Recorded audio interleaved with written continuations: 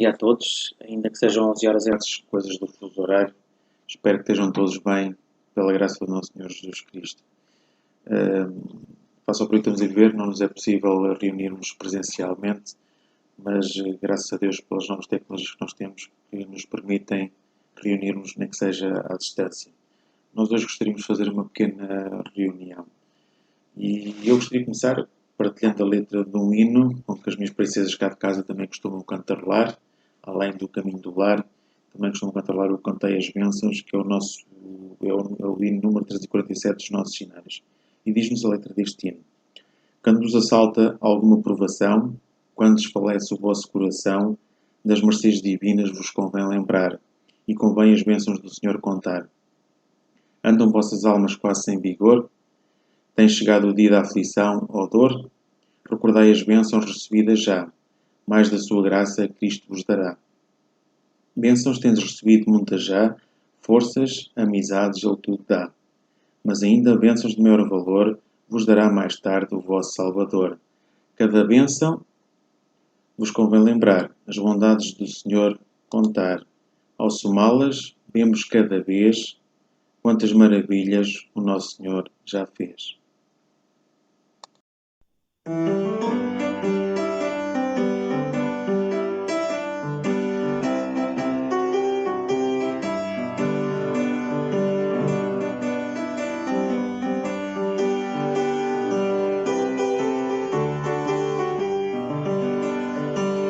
Firme nas promessas do meu Salvador, confiado sempre no seu grande amor, cantarei alegremente o seu louvor. Firme nas promessas de Jesus, firme, firme, firme nas promessas de Jesus, o Cristo, firme, firme, firme nas promessas do Senhor, firme nas promessas, hei de resistir às maiores provações que possam vir.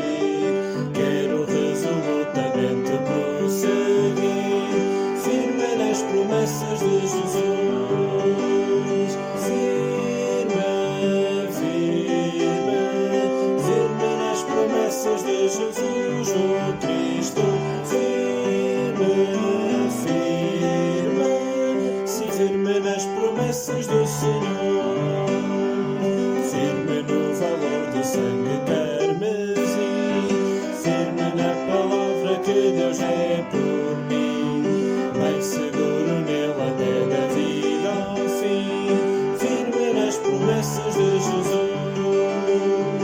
firme, firme, firme nas promessas de Jesus, o Cristo, firme, firme, sim, firme nas promessas do Senhor, firme nas promessas do celeste lar, em maior medida espero desfrutar no porvir eterno graça singular, firme nas promessas de Jesus, firme, firme, firme nas promessas de Jesus, o Cristo, firme, firme, sim, firme nas promessas do Senhor.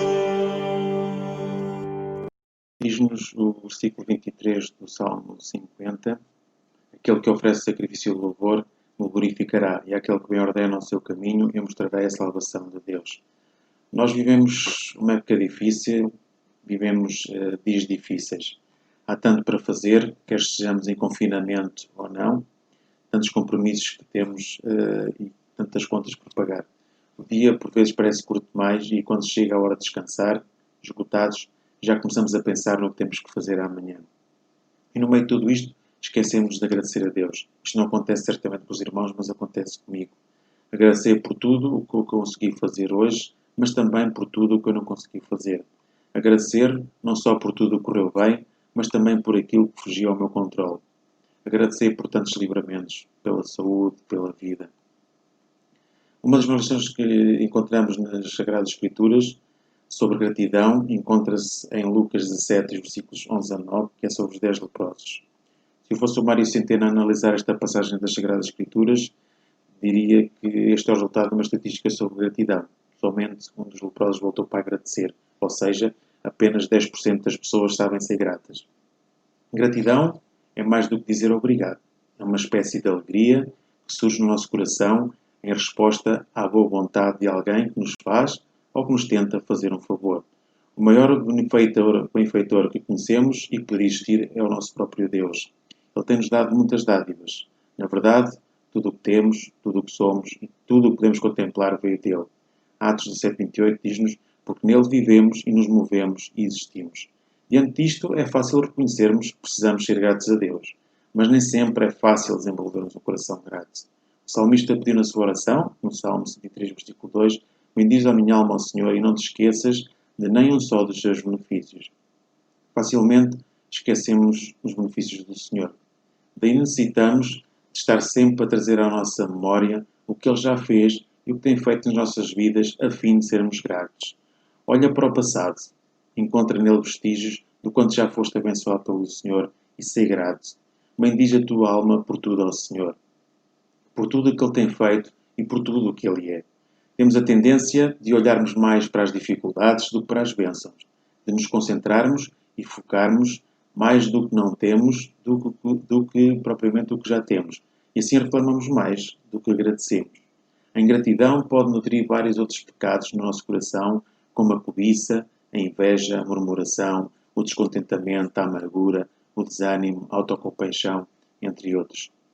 A ingratidão é a gratidão que nos faz com que nos sintamos contentes e felizes e é uma arma poderosa contra todos estes pecados. A dificuldade em sermos gratos começa na forma como eu me vejo, ou como eu me olho. Se eu me vejo como uma pessoa boa, tenderei a ver-me como merecedor. Verei então as pessoas e o mundo como um meio de obter o que eu desejo e viverei a reclamar quando as coisas não acontecem da forma que eu quero, inclusive nas circunstâncias difíceis, uma vez que não as mereço. Penso que mereço uma vida melhor, uma família melhor, uma casa melhor, mereço as bênçãos de Deus porque sou uma pessoa boa. Logo, colocar-me-ei no lugar de vítima. Quando for submetido a situações vantajosas, e terei raiva quando os outros tiverem o que não tenho e conseguirem o que eu ainda não consegui. Em vez de me alegrar e ser grato pelo que tenho, encontrarei sempre motivos para estar insatisfeito, pois na verdade as coisas nem sempre acontecerão como queremos, porque não somos os centros do universo. Mas a pessoa merecedora tende a ver-se desta forma. Porém, se eu me vejo a mim mesmo como dependente, indigno da graça, admirar-me-ei quando as coisas boas me acontecerem. À luz do Evangelho, encontramos o fiel retrato do que somos, pecadores. Entendemos que ofendemos a Deus todos os dias com os nossos pecados. Como então poderei exigir então coisas boas dele? A única coisa que mereceria era a condenação. O facto de existir uma saída para este estado deve-se à graça de Deus, não à minha dignidade. E ao facto de termos as dádivas do Senhor deve-se somente a Ele. E quando nos vemos desta forma, dependentes e indignos de graça, maravilhamos-nos com o tamanho do amor do Senhor em nos abençoar tão grandemente todos os dias, quando o que mais mereceríamos era a sua ira. O apóstolo Paulo exulta no início da carta aos Efésios: bendito seja o Deus e Pai do nosso Senhor Jesus Cristo, que nos abençoa com todas as bênçãos espirituais nas regiões celestiais em Cristo. Efésios 1:3. Nós deveríamos ser o povo mais feliz do mundo, por termos um Deus tão gracioso. Ele nos tem abençoado com bênçãos espirituais que estão para além de toda a riqueza e glória deste mundo. Tudo o que conhecemos é graça. A nossa felicidade custou a morte do Filho de Deus, que pela sua pobreza nos torna ricos. 2 Coríntios 8:9 diz-nos: pois conheceis a graça do nosso Senhor Jesus Cristo, que sendo rico se fez pobre por amor de vós, para que pela sua pobreza vos tornasseis ricos. Quem se vê desta forma será sempre grato a Deus, mesmo diante das situações mais difíceis. Esta é a vontade de Deus, que em tudo demos graças. 1 Tessalonicenses 5:18. A diferença das pessoas não está que uma é boa e a outra é má. Todas as pessoas são más e a diferença entre elas é verem isso ou não. Por isso a nossa cosmovisão precisa ser moldada progressivamente à palavra de Deus. Romanos 12:2. E não vos moldeis ao sistema deste mundo, mas sede transformados pela renovação das vossas mentes, para que experimenteis qual seja a boa, agradável e perfeita vontade de Deus. É normal encontrarmos pessoas que reclamam o tempo todo. Reclamam do casamento, do emprego, dos filhos, da igreja, do Benfica, de N situações da vida. No entanto, a nossa mente deve renovar-se dia após dia pela palavra e não se encaixar nos moldes deste mundo. A gratidão glorifica o Senhor. A gratidão reconhece a sua própria necessidade e a beneficência do doador. Com gratidão reconhecemos que somos dependentes de outros, que tudo o que temos veio dele e assim lhe damos glória. Além das bênçãos espirituais, o Senhor também tem suprido as nossas necessidades físicas, materiais e emocionais. Ele tem-nos dado a sua presença e tem estado connosco todos os dias e um dia viveremos com Ele eternamente.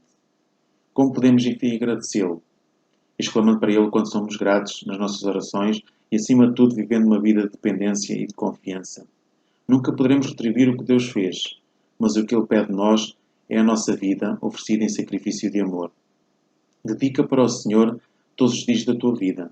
Começa o teu dia não pensando no que tens que fazer, mas agradecendo por ter acordado e por ter o que fazer.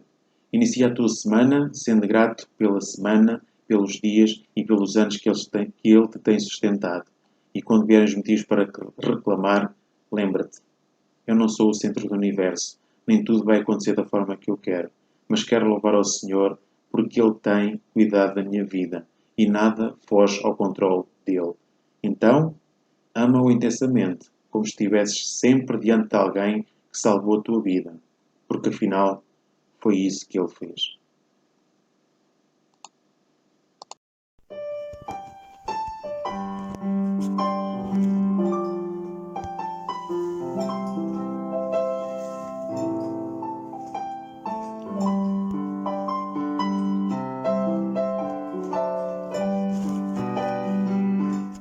Deus enviou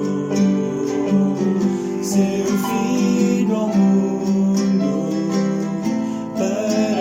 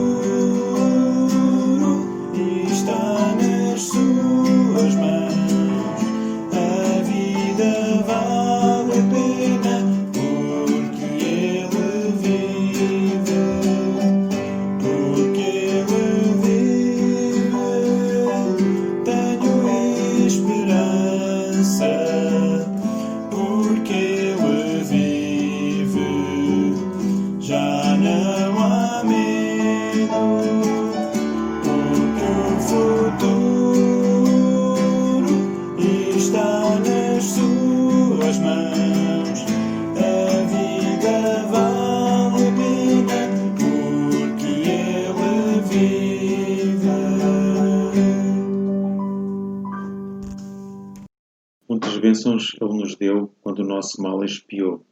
Gozo, paz, vigor e salvação. Para nós, culpados, ganhou.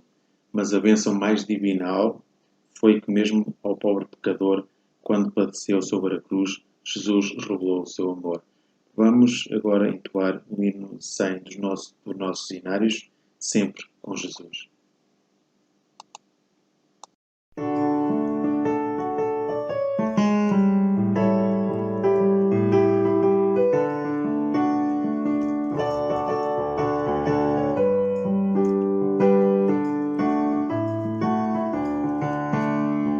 Graças sejam dadas a Deus pelo dom do bom Salvador. Graças ao Senhor que morreu e de Deus mostrou-nos favor. Temos em Jesus salvação, por seu sangue já gozamos paz. Nessa morte que Ele sofreu, pureza divina nos traz. Sempre com Jesus, puros como a luz, pelo sangue que Ele verteu por nós ao morrer sobre a cruz. Grande foi na cruz essa dor que por culpas nossas sofreu. Grande o seu notável amor pelos homens por quem morreu. Infinitas glórias ganhou quando deu a sua vida ali. Incessantes graças terá dos seus resgatados aqui. Sempre com Jesus, puros como a luz, pelo sangue que Ele verteu por nós ao morrer sobre a cruz. Muitas bênçãos Ele nos deu quando o nosso mal expiou. Gozo, paz, vigor, salvação, para nós culpados ganhou. Mas a bênção mais divinal foi que mesmo ao pobre pecador, quando padeceu sobre a cruz, Jesus revelou seu amor. Sempre com Jesus,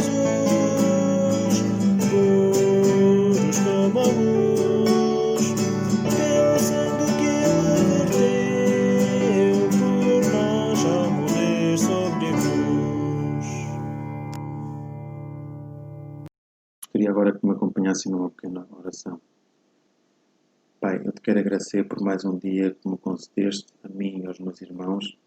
Quero-te agradecer por acordar e por poder andar pelas minhas próprias pernas, ainda que por vezes com auxílio, mas que me permitem tratar da minha vida sem depender de ninguém. Pai, também te quero agradecer por ter um emprego que permita ganhar o pão, ter um teto, ter uma família nos bons e nos maus momentos, assim como ter irmãos que demonstram o amor no teu amado filho nos meus maus e nos meus bons momentos.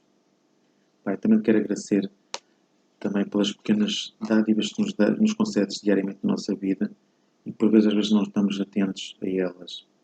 Ajuda-nos a percebermos disso e a sermos gratos por tudo o que nos concedes. Também te quero pedir sabedoria para que possamos entender este tempo, para que sirva também de reflexão e que possamos sair desta crise também mais fortes, espiritualmente sobretudo, tanto individualmente, mas como igreja. Ajuda-nos a perceber a tua vontade. Nada vem à nossa vida sem a tua permissão. E ajuda-nos a orar não contra a tua vontade. Muitas vezes não percebemos os teus caminhos e oramos de uma forma errada porque não percebemos a tua vontade. Mas dá-nos sabedoria para percebermos a tua vontade. E dá-nos também paciência. Paciência e perseverança para enfrentarmos esta situação. Também te quero pedir uma bênção especial para os nossos irmãos que estão na linha da frente desta batalha neste momento. Temos médicos, temos enfermeiros, temos auxiliares de mais profissões. Também quero pedir pelos nossos irmãos que trabalham em lares, também estão na linha da frente. E quero voltar-te a pedir, Pai, dá-nos sabedoria para que possamos enfrentarmos esta crise e que possamos ser mais fortes, espiritualmente, individualmente e como igreja. Eu te peço no nome do teu amado Filho.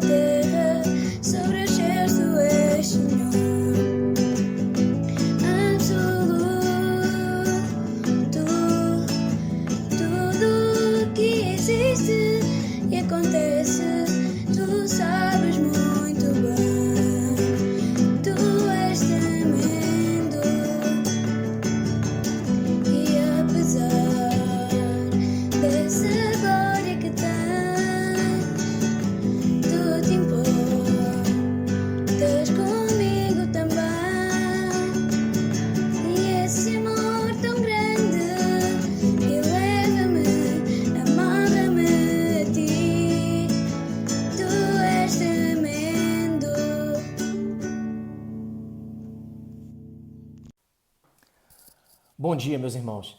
Que a graça e a paz do nosso Senhor e Salvador Jesus Cristo esteja com todos nós, hoje e para todo sempre.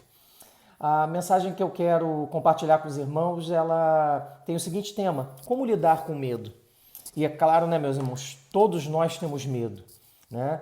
Medos das mais variáveis espécies, né? Temos medo, seja do Covid-19, do que vai acontecer após essa pandemia que enfrentamos, medo de perder o emprego, de envelhecer para alguns, da solidão.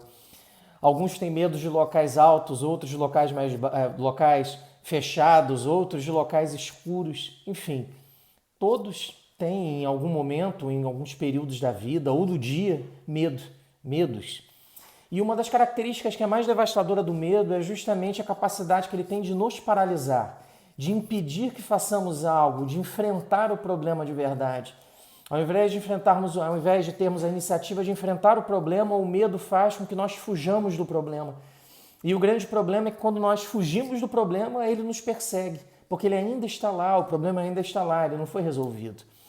E com isso é uma realidade que muitos experimentam, pelo acúmulo dos problemas, o medo aumenta, a ansiedade aumenta, os problemas aumentam. E, na verdade, meus irmãos, enfrentar os medos é essencial para uma vida espiritual saudável, mas para uma mente saudável também. E pensando nisso, eu quero examinar com você 2 exemplos nas Escrituras de como lidar com medo. Um exemplo correto e o outro exemplo não tão correto assim. Vamos começar com um exemplo incorreto de se lidar com medo. Pelo relato das Escrituras, a primeira situação em que os humanos se deparam com medo é justamente o relato de Adão e Eva no livro de Gênesis, especificamente no capítulo 3, que narra a desobediência de Adão e Eva, que optaram por descumprir as regras estabelecidas por Deus e, com isso, eles pecaram. O relato de Gênesis, lá no capítulo 3, versículos 6 a 10, narra essa história para nós. Gênesis capítulo 3, versículos 3 a 10, diz para nós a palavra do Senhor o seguinte: vendo a mulher que a árvore era boa para comer, agradável aos olhos e árvore desejável para dar entendimento, tomou-lhe do fruto e comeu, e deu também ao marido, e ele comeu. Abriram-se então os olhos de ambos, e percebendo que estavam nus, coseram folhas de figueira e fizeram cintas para si. Quando ouviram a voz do Senhor Deus, que andava no jardim pela viração do dia, esconderam-se da presença do Senhor Deus, o homem e sua mulher, por entre as árvores do jardim. E chamou o Senhor Deus ao homem e lhe perguntou: onde estás? Ele respondeu: ouvi a tua voz no jardim, e porque estava nu, tive medo e me escondi. Através desse texto, meus irmãos, nós aprendemos como não devemos lidar com o medo. E esse texto nos ensina 3 lições. A primeira é a seguinte: não devemos fugir do medo e dos problemas. Está lá no versículo 8 que acabamos de ler. Quando ouviram a voz do Senhor Deus, que andava no jardim pela viração do dia, esconderam-se da presença do Senhor Deus, o homem e sua mulher, por entre as árvores do jardim. Adão e Eva pensaram o seguinte: olha, pecamos. E já tínhamos sido advertidos quanto ao fato de que quando pecássemos, as consequências do pecado entrariam na nossa vida. E quando eles pensaram nisso, no erro que eles tinham cometido, eles tinham 2 opções. Uma era enfrentar o problema de frente, e a outra era eles fugirem, serem dominados pelo medo e se esconderem. E foi isso que ambos acabaram por fazer. Eles optaram por se esconder ao invés de enfrentar o medo. Então, a primeira forma que não devemos lidar com o medo é que não devemos fugir do medo e dos problemas. A segunda lição que esse texto nos ensina é a seguinte: que nós não devemos fugir da presença de Deus. Diz aqui os versículos 8 e 9 para nós: quando ouviram a voz do Senhor Deus, que andava no jardim pela viração do dia, esconderam-se da presença do Senhor Deus, o homem e sua mulher, por entre as árvores do jardim. E chamou o Senhor Deus ao homem e lhe perguntou: onde estás? O medo de Adão e Eva ele foi tão grande, que eles não tinham nem mais coragem de conversar com Deus. Eles optaram simplesmente por fugir, por se esconder.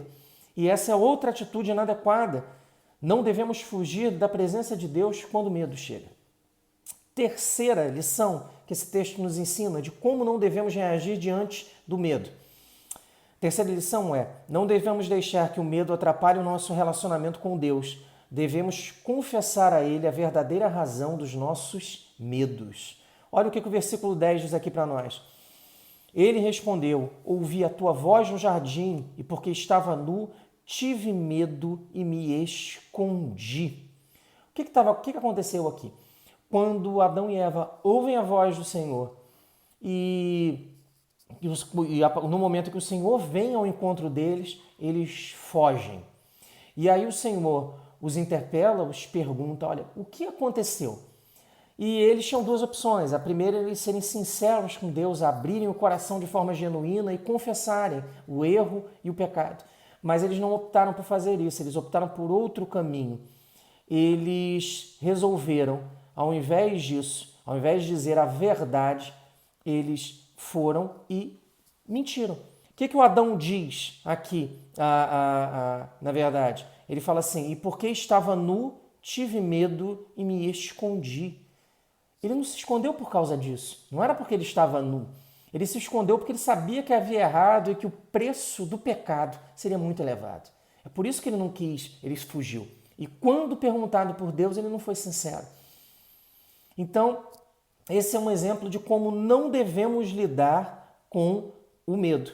Primeiro, não devemos fugir do medo dos problemas. Segundo, não devemos fugir da presença de Deus. E em terceiro lugar, nós não devemos deixar que o medo atrapalhe o nosso relacionamento com Deus. Devemos confessar a Ele a verdadeira razão dos nossos medos. Agora, vimos esse exemplo de como não devemos nos comportar diante das adversidades e do medo. Agora, vamos ver um exemplo de como, de acordo com as Escrituras, devemos nos comportar diante do medo. Esse segundo exemplo esse exemplo sim adequado, está lá em 2 Crônicas, no capítulo 20, especificamente dos versículos 1 a 17. E antes eu queria te contextualizar essa história, esse capítulo das Escrituras aqui, para que todos estejamos na mesma página e entendamos bem. Esse texto que vamos ler, ele relata eventos do século 9 a.C. Acredita-se que aproximadamente ali no ano 860. Ele narra a história do reino de Judá, especificamente no período em que ele era governado pelo rei Josafá. Josafá foi um rei de Judá que governou por 25 anos. Ele governou entre 872 e 848 a.C. Ele foi o quarto governante de Judá. Só para entendermos um pouquinho melhor, o reino unificado de Israel ele se divide no ano 930 a.C. entre Reino do Norte, Israel, e Reino do Sul, Judá. O Reino do Sul permanece sendo governado pela descendência do rei Davi. Então, assume como primeiro rei de Judá Roboão, que era filho do rei Salomão, e que reinou de 930 a 913 a.C. O segundo rei de Judá é Abias, ele reina de 913 a 910 a.C., um reinado curto. Depois nós temos o terceiro rei de Judá, Asa, que reinou de 910 a 869 a.C. E depois nós temos o quarto rei de Judá, que é Josafá. E Josafá reina de 872 a 848, é o personagem da nossa história aqui, do nosso texto que nós vamos ler. Só para contextualizar também, Josafá ele foi contemporâneo do rei Acabe, ele foi contemporâneo de Jezabel, ele foi contemporâneo do profeta Elias. Tá? Só que Acabe, Jezabel e Elias, eles viviam no reino do norte. E Josafá ele era o governante do reino do sul, do reino de Judá. E as escrituras relatam que Josafá era um homem temente a Deus, um homem que buscava a Deus e andava nos caminhos do Senhor. E esse texto que nós vamos ler, ele narra a seguinte situação. Judá e a sua capital, Jerusalém, passam a ser ameaçadas por uma coalizão militar. 3 exércitos se aproximam de Jerusalém com o objetivo de destruir e tomar a cidade. E Josafá, diante dessa situação, o texto bíblico diz para nós que ele teve medo. Ele teve medo. Mas a atitude de Josafá foi diferente da atitude que Adão e Eva tiveram. Ele lidou com medo de uma forma distinta. E isso traz lições importantes para nós. É por isso que nós vamos ler, nos debruçar por esse texto, para ver o que a Escritura tem a nos ensinar acerca do modo correto de lidarmos com o medo. Então vamos para o texto bíblico? É o texto bíblico que está em 2 Crônicas, no capítulo 20, versículos 1 a 17. Diz a palavra do Senhor para nós o seguinte: depois disto, os filhos de Moabe e os filhos de Amon, com alguns dos meunitas, vieram à peleja contra Josafá. Então vieram alguns que avisaram a Josafá, dizendo: grande multidão vem contra ti, da além do mar e da Síria. Eis que já estão em Hazazon Tamar, que é em Gedi. Então Josafá teve medo e se pôs a buscar ao Senhor e apregoou jejum em todo o Judá. Judá se congregou para pedir socorro ao Senhor. Também de todas as cidades de Judá veio gente para buscar ao Senhor. Pôs-se Josafá em pé, na congregação de Judá e de Jerusalém, na casa do Senhor, diante do pátio novo, e disse: Senhor, Deus de nossos pais, porventura não és tu Deus nos céus? Não és tu que dominas sobre todos os reinos dos povos? Na tua mão está a força e o poder, e não há quem te possa resistir. Porventura, ó nosso Deus, não lançaste fora os moradores desta terra diante do teu povo de Israel, e não deste para sempre a posteridade de Abraão, teu amigo? Habitaram nela e nela edificaram o santuário ao teu nome, dizendo: se algum mal nos sobrevier, espada por castigo, peste ou fome, nós nos apresentaremos diante desta casa e diante de ti, pois o teu nome está nesta casa, e clamaremos a ti na nossa angústia, e tu nos ouvirás e livrarás. Agora, pois, eis que os filhos de Amon e de Moabe e os do monte Seir, cujas terras não permitiste a Israel invadir quando vinham da terra do Egito, mas deles se desviaram e não os destruíram, eis que nos dão um pago, vindo para lançar-nos fora da tua possessão, que nos deste em herança. Ah, nosso Deus, acaso não executarás o teu julgamento contra eles? Porque em nós não há força para resistirmos a essa grande multidão que vem contra nós, e não sabemos nós o que fazer. Porém, os nossos olhos estão postos em ti. Todo o Judá estava de pé diante do Senhor, como também as suas crianças, as suas mulheres e os seus filhos. Então, veio o Espírito do Senhor no meio da congregação sobre Jaaziel, filho de Zacarias, filho de Benaia, filho de Jeiel, filho de Matanias, levita, dos filhos de Asaf, e disse: Dai ouvidos, todo o Judá e vós, moradores de Jerusalém, e tu, ó rei Josafá, aos que vos diz o Senhor: Não temais, nem vos assusteis por causa desta grande multidão, pois a peleja não é vossa, mas de Deus. Amanhã descereis contra eles. Eis que sobem pela ladeira de Ziz. Encontrá-los-ei no fim do vale, defronte do deserto de Jeruel. Neste encontro não tereis que pelejar. Tomai posição, ficai parados e vede o salvamento que o Senhor vos dará, ó Judá e Jerusalém. Não temais, nem vos assusteis. Amanhã saí-lhes ao encontro, porque o Senhor é convosco. Vamos orar, meus irmãos? Pai, nós te agradecemos porque a tua palavra ensina, cura, salva e liberta, Pai. E é isso que nós queremos, Senhor. Fala conosco e nos mostra como a tua palavra e como o Senhor pode nos ensinar a lidarmos com o medo de maneira correta. Que o exemplo do rei Josafá possa servir para que sigamos nos mesmos passos e que possamos compreender, Senhor, que só o Senhor pode, Pai, acalmar a nossa alma e o nosso coração e lançar fora todo o medo. É assim que te pedimos e agradecemos, Pai, em nome de Jesus. Amém. Meus irmãos, o que esse texto pode nos ensinar de precioso para nos ajudar a lidar com o medo? E eu separei aqui 4 lições que são muito importantes para nós e que podem nos ajudar nesse propósito. A primeira lição que esse texto nos ensina a lidar de maneira correta com o medo é a seguinte: quando o medo e os problemas e a ansiedade aparecerem, não fuja, converse com Deus, leve a Ele o seu problema. Eu vou repetir, olha. Quando o medo, os problemas e a ansiedade aparecerem, não fuja, converse com Deus, leve a Ele o seu problema. Olha o que os versículos 1 a 4 dizem para nós.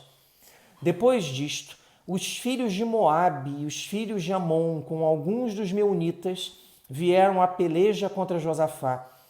Judá está sendo ameaçada e o reino e a capital Jerusalém sendo ameaçada por uma aliança militar.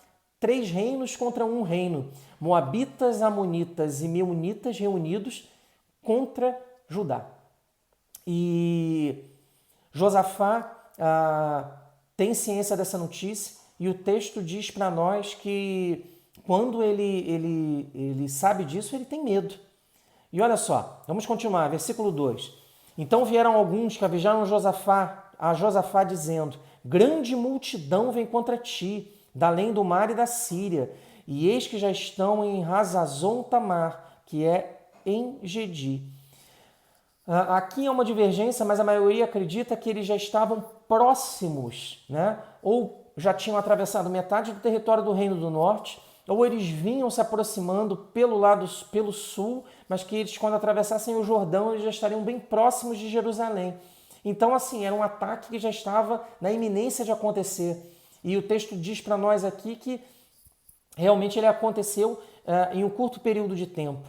Então, eles já estavam próximos, esses 3 exércitos reunidos já estavam próximos da cidade, já estavam próximos de Jerusalém. Aí o versículo 3 diz para nós o seguinte, olha o que Josafá faz. Então Josafá teve medo. E aí o que Josafá fez? Ele teve medo e se escondeu? Não. Ele teve medo e se pôs a buscar ao Senhor e apregoou jejum em toda Judá. Ele teve medo, mas ele não fugiu. Ele buscou o Senhor, ele jejuou, apesar do medo. E ele sabia que o Senhor era o único que podia ajudá-lo. Olha o que ele faz. Ele não só busca o Senhor e jejua, ele conclama o povo de Judá a fazer o mesmo. Versículo 4. Judá se congregou para pedir socorro ao Senhor. Todo o povo pediu socorro ao Senhor. Também todas as cidades de todas as cidades de Judá veio gente para buscar ao Senhor.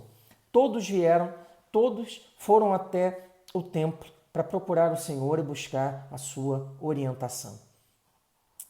Então, o que Josafá faz? Ele, quando o medo apareceu, ele buscou o Senhor. Ele não fugiu. Façamos o mesmo, que busquemos o Senhor sempre que a angústia e os problemas acontecerem. Segunda coisa que Josafá faz e que serve de exemplo para nós, e é uma lição importante: seja sincero com Deus e revele a Ele os seus medos e preocupações. Vou repetir: seja sincero com Deus, revele a Ele os seus medos e as suas preocupações. Olha o que os versículos 5 a 13 dizem para nós. Olha a sinceridade de Josafá para com o Senhor e o desejo dele de sincero de que o Senhor o auxiliasse Judá nesse momento de dificuldade. Olha o versículo 5, diz para nós: pôs-se Josafá em pé na congregação de Judá e de Jerusalém, na casa do Senhor, diante do pátio novo. Josafá convocou o povo, foi até o templo, o povo todo reunido, e ele se levanta, vai para a frente da congregação. Chega lá na frente e aí ele diz o seguinte, extremamente sincero. Olha só no versículo 6, e disse: Ah, Senhor, Deus de nossos pais, porventura não és tu Deus dos céus? Não és tu que dominas sobre todos os reinos dos povos? Na tua mão está a força e o poder, e não há quem te possa resistir. O Josafá diz o seguinte, ele fala assim: Senhor, nós estamos aqui porque o Senhor é soberano. O Senhor não é soberano? O Senhor não pode todas as coisas? O Senhor não tem poder? É por isso que nós estamos aqui. E aí ele continua. Versículo 7. Porventura, ó nosso Deus, não lançaste fora os moradores desta terra diante do teu povo de Israel, e não deste para sempre a posteridade de Abraão, teu amigo? Ele diz aqui, olha, Senhor, não foi o Senhor que prometeu essa terra que nós estamos hoje a Abraão e aos seus descendentes? Não foi o Senhor que expulsou os povos que habitavam aqui anteriormente, deu essa terra para os hebreus? É por isso que nós estamos aqui, porque sabemos do teu poder e das tuas maravilhas. E aí ele continua, versículo 8.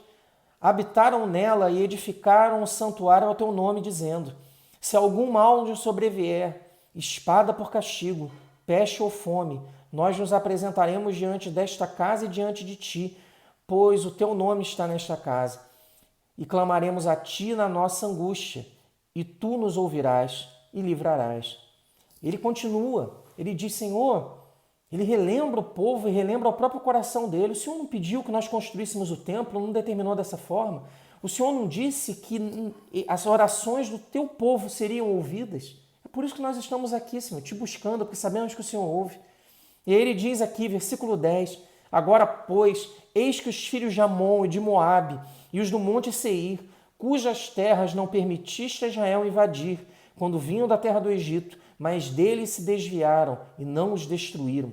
Ele diz o seguinte, no passado ele relembra, quando Israel caminhava pelo deserto em direção à terra prometida, Deus determinou que eles desviassem do caminho desses três povos. Eles não passaram, não fizeram guerra com esses povos. Ele quer dizer o seguinte, olha, Deus no passado evitou o contato que nós tivéssemos contato com eles. E além disso, eles nada puderam fazer contra nós. Nós andamos pelo deserto, protegidos pela tua mão desses três povos. E aí ele continua, versículo 11. Eis que nos dão o pago, vindo para lançar-nos fora da tua possessão, que nos deste em herança. E aí ele está dizendo, olha, agora eles querem tentar tirar a nossa herança, tirar aquilo que o Senhor deu para nós. Eles querem agora usurpar aquilo que nós recebemos do Senhor. E aí ele continua, versículo 12, olha o clamor que ele faz. Ah, nosso Deus, acaso não executarás tu o teu julgamento contra eles? Porque em nós não há força para resistirmos a essa grande multidão que vem contra nós, e não sabemos nós o que fazer, porém os nossos olhos estão postos em ti. Ele, como governante, como rei, ele vai para o meio da congregação, no templo, e ele é o mais sincero possível, ele fala, Senhor, eu não sei o que fazer. Nós não sabemos o que fazer. São três exércitos contra nós. Mas nós sabemos que o Senhor está vendo o que acontece. O Senhor é Deus, o Senhor vê todas as coisas e sabe de todas as coisas. Então nós pedimos, Senhor, nossos olhos estão postos em Ti, tem misericórdia de nós e vem em nosso socorro. Esse é o clamor de Josafá, o mais sincero possível. E aí o texto continua aqui, dizendo, versículo 13, todo o Judá estava em pé diante do Senhor, como também as suas crianças, as suas mulheres e os seus filhos. Todo o povo clamava ao Senhor, os homens, as mulheres e as crianças. Terceira lição, meus irmãos, que esse texto nos ensina. Deus não deixa sem resposta os que o buscam com um coração sincero, pois nenhum problema é grande demais para Deus. Deus não deixa sem resposta aqueles que o buscam com um coração sincero, porque nenhum problema é grande demais para Deus. Olha o que os versículos 14 a 17 dizem para nós. Olha a resposta do Senhor. O rei clama no templo, sendo super sincero, extremamente sincero, e Deus responde. O clamor de Josafá e o clamor do povo. Olha o que diz aqui o versículo 14 para nós. Então veio o Espírito do Senhor no meio da congregação sobre Jaaziel, filho de Zacarias, filho de Benaia, filho de Jeiel, filho de Matanias, levita dos filhos de Asaf. O Espírito de Deus se manifesta por meio de um levita. Um levita se levanta no meio da congregação e passa a profetizar. E ele diz o seguinte, versículo 15, e disse, dai ouvidos todo o Judá, e vós, moradores de Jerusalém, e tu, ó rei Josafá, ao que vos diz o Senhor, não temais, nem vos assusteis por causa desta grande multidão, pois a peleja não é vossa, mas de Deus. O que o Espírito de Deus diz é o seguinte, não se assustem, a multidão é grande, mas a batalha não é de Judá, a batalha é do Senhor. Impressionante, né? Deus atende o clamor de Josafá e do povo. Continuando, versículo 16, amanhã descereis contra eles, eis que sobem pela ladeira de Ziz, encontrá-los-ei no fim do vale, de fronte do deserto de Jeruel. O que Deus diz, por intermédio do seu Espírito, é, vão até determinado local e vocês encontrarão os exércitos inimigos. Eles estarão lá. Mas ele continua, versículo 17, neste encontro não tereis de pelejar, tomai posição, ficai parados e vede o salvamento que o Senhor vos dará, ó Judá e Jerusalém. Não temais nem vos assusteis, amanhã saíres ao encontro, porque o Senhor é convosco. O que o texto diz para nós aqui é o seguinte, que o Senhor diz, olha, não há necessidade de lutar, fiquem parados, observem apenas o que o Senhor concederá. E a última lição, meus irmãos, desse texto, né? Já vimos esse poder e que Deus atende esse clamor do povo, mas ainda tem mais uma última lição aqui, que é a seguinte, Deus é poderoso para dar fim aos nossos medos e angústias. E aí vamos para uma parte do texto que não lemos ainda, é 2 Crônicas também, os versículos 20 a 24. Diz o texto para nós, pela manhã cedo se levantaram e saíram ao deserto de Tecoa. Ao saírem eles, pôs-se Josafá em pé e disse, ouvi-me, ó Judá, e vós, moradores de Jerusalém, crede no Senhor, vosso Deus, e estareis seguros. Crede nos seus profetas e prosperareis. Judá se levanta para a batalha. Na manhã seguinte, e Josafá se dirige ao povo e diz, olha, não esqueçam, tenham confiança em Deus, porque Ele vai cumprir aquilo que Ele disse que fará, que disse que faria, que é, na verdade, nos livrar desses três inimigos que se aproximam. Mas ele diz aqui no 21 que Josafá faz o seguinte, aconselhou-se com o povo e ordenou cantores para o Senhor que, vestidos de ornamentos sagrados e marchando à frente do exército, louvassem a Deus dizendo, rendei graças ao Senhor, porque a sua misericórdia dura para sempre. Josué toma uma atitude que num campo de batalha não pode ser considerada como racional sob os olhos humanos. Ele manda um grupo de cantores e louvores na frente do exército para louvar o Senhor. Mas ele não fez isso com uma atitude racional de batalha, ele fez isso com uma atitude de fé, porque ele tinha confiança que Deus cumpriria a promessa que ele tinha feito no dia anterior. E aí, o versículo 22 continua e diz o seguinte, tendo eles começado a cantar e dar louvores, quando o louvor se iniciou, pôs o Senhor emboscada contra os filhos de Amon e de Moabe e os do monte Seir, que se vieram contra Judá e foram desbaratados. Quando o louvor começou, Deus começou a agir. Diz o versículo 23, porque os filhos de Amon e de Moabe se levantaram contra os moradores do monte Seir para os destruir e exterminar. E tendo eles dado cabo dos moradores de Seir, ajudaram-se uns aos outros a destruir-se. Os três exércitos que estavam juntos em uma aliança militar começam a brigar entre si e eles se autodestroem. Os exércitos inimigos se destroem em uma batalha uns contra os outros, sem que houvesse a necessidade de Israel ir ao combate, do reino de Judá lutar. Diz para nós aqui o versículo 24: tendo Judá chegado ao alto que olha para o deserto, procurou ver a multidão. O povo, o exército de Judá, vai até um local alto para ver o vale onde a batalha ia acontecer no deserto, para ter uma visão privilegiada do campo de batalha, e eles aguardam para ver uma multidão, E aí diz o seguinte: e eis que eram corpos mortos que jaziam em terra, sem nenhum sobrevivente. Quando o exército de Judá chega, não há mais nenhum exército inimigo. Eles se destruíram por completo.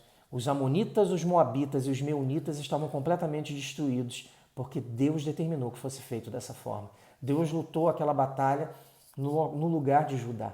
A batalha era dele. Ele resolveu o problema de Judá, sem que Judá precisasse lutar. Judá não lutou com armas humanas. Judá lutou com armas espirituais.